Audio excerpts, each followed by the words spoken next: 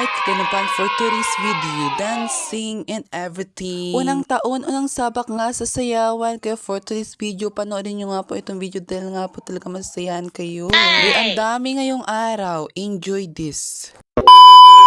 Binuksan na nga ni Idil ang kanyang pintuan para nga siya ay mag-let go. Parang siya nanlilit go.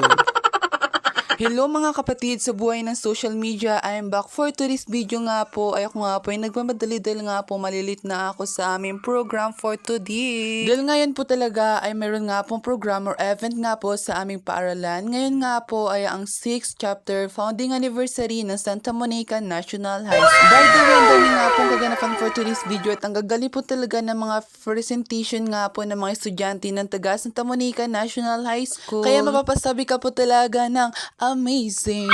By the way, bago nga po ang lahat, magsisimulan na nga po ang aming performance at sinimulan nga po yan ng drum and lyric exhibition. Dahil sa totoo lang nga po, talagang first time ko lang po ito mapapanood ang kanilang drum and lyric exhibition dahil nga po bago nila ito napalabas, and bago ko lang po talaga ito mapapanood ngayon. Dahil alam nyo ba na sobrang hirap ng kanilang training, halos nga po araw-araw yung kanyang practice. At saka nakaka-proud naman po sa mga talaga drum and lyric, talaga napapagsabay nila po yung pag-aaral at yung pagpa-practice. And napakahusay po talaga ng kanilang trainer. Halos lang at po talaga ay sabay-sabay ng action, yung pagtambol nga talaga guys, yung pag-xylophone, napakalakas and talagang pangmalakasan tong drum and ng Santa Monica. Medyo naluhalo nga ako talaga ito, konti talaga nga pong namimiss ko yung pag-flaglets, dahil nga po yung high school nga po talaga yung nakasali po ako sa flaglets, and first time ko lang nga po yung ginawa sa buhay ko. Dahil yung elementary po talaga guys, nakasali din po ako sa drum and ngunit tambol nga po doon yung hinawakan ko, yung maliit guys. Dahil nung elementary po talaga ako guys, talaga napakaliit lang po ako talaga, bagay na bagay po talaga guys yung maliliit na tumble sa akin. At hanggang ngayon po talaga guys, itagong-tago ko pa po talaga yung uniform ko guys, yung pagsali ko nga guys sa drum and lyre para nga po remembrance. Fast forward nga po mga kaibigan, pagkatapos nga po ng exhibition nga po ng drum and lyre, at ayun nga na po, at ito na nga po ang pagsasayaw po ng Vi grade level, at inumpisan nga po yan ng grade 7, grade 8, grade 9, grade 10, grade 11, grade 12. At mapapasabi nga po talaga kami na unang sabaw ng taon ay unang sayaw nga po this year. And talaga po napaka-energetic and talaga napakagaling nga po itong mga estudyante sa sayaw.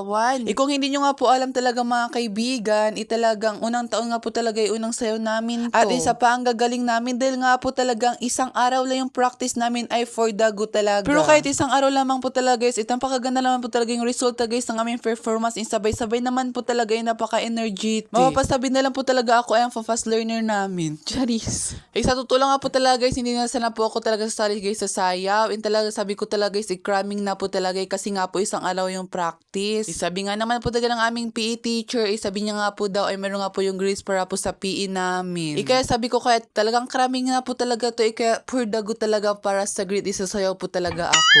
Cherry. Kasi nga guys, yung 2 nga talaga ko is nagbalik dito sa city. Nabasa ko na lang nga po at nagtatanong na nga po sila kung sino nga po talaga yung gustong sumali sa Zumba. Nagdadalawang isip pa nga ako sa mga oras na yun, kaya sabi ko nga yung pagkaagahan talaga guys, nagsali na lang po talaga ako. Halos nga guys, mga 4 na oras lang guys yung aming practice dahil nga po diba kabalik ko lang po yung 2, hindi pagkaagahan guys, yun na guys yung performance namin. Kaya thankful din naman ako sa sarili ko dahil nga natutunan ko kaagad na unawaan ko din, tapos nasa ulo ko kaagad.